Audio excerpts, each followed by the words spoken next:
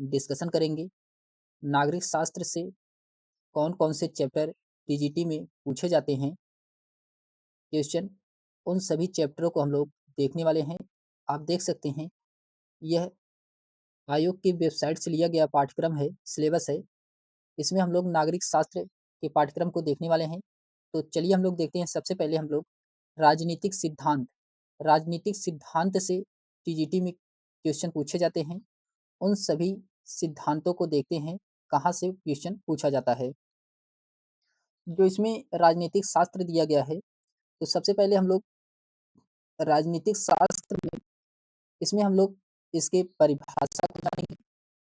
फिर उसके बाद परिभाषा के बाद इसकी प्रकृति क्या होती है, प्रकृति के विषय में हम लोग देखेंगे। फिर उसके बाद आता है कि इसमें विषय क्षेत्र एवं राज्य परिभाषा निर्माणक तत्व के बारे में जानेंगे। इसके राज्य की परिभाषा क्या होती है और इसका किससे निर्माण होता है राज्य, उसके तत्व के बारे में हम लोग देखने वाले हैं दोस्तों।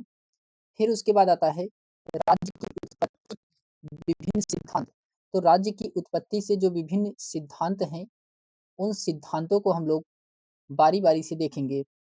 फिर उसके बाद आता है कि राजनीतिक अवधारणाएँ संप्रभुता। तो राजनीतिक जो अवधारणाएँ होती हैं, स्वतंत्र होती हैं और उनके संप्रभुता को हम लोग ये राजनीतिक शास्त्र में देखेंगे। फिर उसके बाद चैप्टर आएगा कानून एवं दंड के सिद्धांत। कानून एवं दंड के सिद्धांत से भी क्वेश्चन पूछा जाता है। फिर उसके बाद स्वतंत्रता से भी क्वेश्चन पूछा जाता है, जो कि इम्पोर्टेंट है स्वतंत्रता से। फिर उसके बाद समानता आता है, समानता के बाद अधिकार आता है। अधिकार से ये जो कि वेरी वेरी इंपॉर्टेंट है दोस्तों, यहाँ से क्वेश्चन ज़्यादा बनते हैं अधिकार से। फिर उसके बाद नागरिकता आता है, नागरिकता से भी क्वेश्चन पूछा जाता है। फिर उसके बाद प्रजातंत्र एवं तंत्र, यहाँ से भी क्वेश्चन पूछे जाते हैं टीजीटी एग्जाम में। फिर उसके बाद आता है राजनीतिकवाद।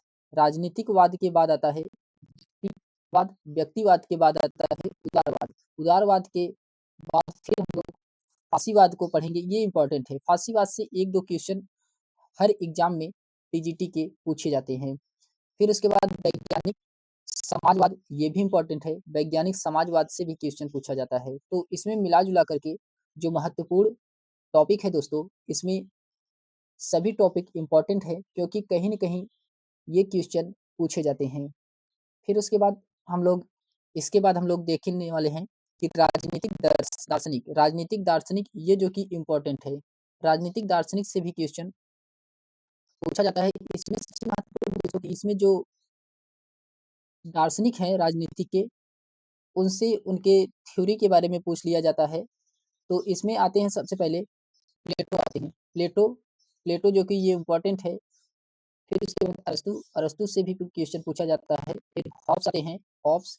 फिर उसके बाद लॉक और रूसो आते हैं। फिर उसके बाद आते हैं बेंथम और जे.एल. मिल आते हैं।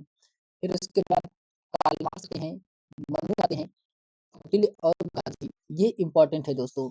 ये सभी क्या हैं? ये राजनीतिक दार्शनिक हैं। इनसे जो थ्योरी टाइप में क्वेश्चन पूछे जाते हैं, वो सभी इम्पोर्टेंट है। इनके जो परिभाषाएँ दिए गए हैं, वो इम्पोर्टेंट होता है और इनके जो सिद्धांत दिए गए हैं, वो इम्पोर्टेंट होता है दोस्तों। फिर उसके बाद आता है शासन एवं राजनीति। शासन एवं राजनीतिक से हम लोग देखते हैं, इसमें सबसे पहले भारतीय संदर्भ में संविधान। तो आपको भारतीय संदर्भ में अपने संविधान को पढ़ना है। फिर उसके बाद उसकी परिभाषा एवं वर्गीकरण करना है। फिर उसके बाद आता है दोस्तों फिर उसके बाद आता है वर्गीकरण के बाद कि सरकार के प्रकार क्या होते हैं। फिर संस्थात्मक सरकार एवं अध्यात्मक सरकार, इन सभी पहलुओं को हम लोग देखेंगे। फिर उसके बाद इसमें एकात्मक एवं संघात्मक आता है। एकात्मक किसे कहते हैं, संघात्मक किसे कहा जाता है, इसको हम लोग देखेंगे। फिर उसके बाद सरकार के अंग में व्यवस्थापिका आता है, कार्यपालिका आता है और न्यायपालिका आता है। ये जो कि क्या है, सरकार के 3 अंग होते हैं। ये इम्पोर्टेंट है दोस्तों, यहाँ से क्वेश्चन ज़्यादा बनने की संभावनाएँ होती हैं। सरकार के अंग से, न्यायपालिका से, कार्यपालिका से और व्यवस्थापिका से। फिर उसके बाद आता है कि निर्वाचन प्रणाली, चुनाव आयोग। फिर उसके बाद आते हैं, फिर चुनाव सुधार है और राजनीतिक दल एवं मतदान व्यवहार आते हैं।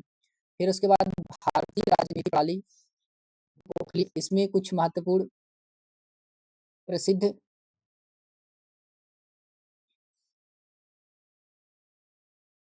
इसमें कुछ महत्वपूर्ण प्रसिद्ध व्यक्तित्व दिए गए हैं। कौन-कौन से व्यक्तित्व हैं?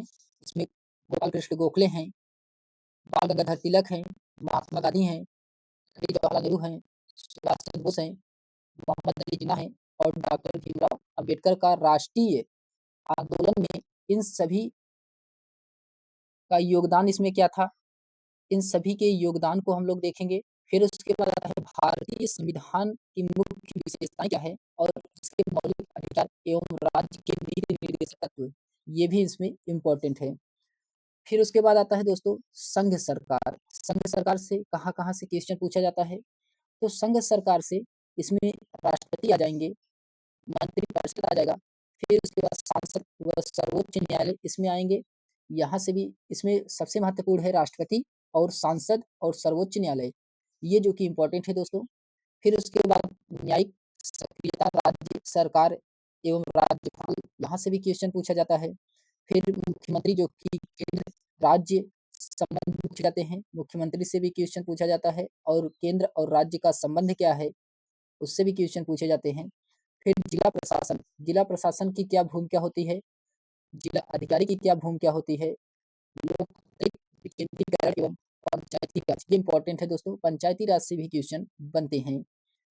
फिर उसके बाद भारतीय लोकतंत्र, जो कि भारतीय लोकतंत्र से भी भारतीय राजनीतिक में जातिवाद, क्षेत्रवाद एवं सांप्रदायिक, ये इम्पोर्टेंट है। फिर उसके बाद आता है राजनीतिक दल कौन से हैं, यहाँ से भी क्वेश्चन बनता है। फिर उसके बाद राष्ट्रीय एकीकरण की समस्या क्या होती है, ये भी इम्पोर्टेंट है। राजनीतिक दल एवं दबाव महसूस, जो कि भारतीय प्रशासन में इसमें नौकरशाही आएँगे, ओबीडीएसम और लोकपाल आएँगे, लोकायुक्त, भारत एवं संयुक्त राष्ट्र संघ, ये जो कि इसमें क्या है महत्वपूर्ण टॉपिक हैं दोस्तों। इतने चैप्टर से राजनीतिक शास्त्र में यूपी टीजीटी के ये सिलेबस हैं, यहाँ से क्वेश्चन पूछे जाते हैं। अगर आप लोग इतने चैप्टर को कवर कर लेंगे, तो आपका तैयारी समझो पूर्ण हो गया है। तो हम लोगों ने राजनीतिक सिद्धांत या राजनीतिक शास्त्र को हम लोगों ने देखा है, ये जो कि यूपी टीजीटी के लिए इम्पोर्टेंट है, इसके सिलेबस।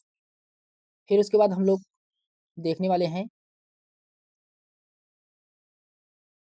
यूपी पीजीटी के सिलेबस को। यूपी पीजीटी के सिलेबस को हम लोग नेक्स्ट वीडियो में देखेंगे।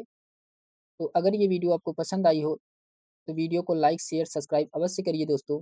तो मिलते हैं हम लोग एक नेक्स्ट वीडियो में, तब तक के लिए धन्यवाद।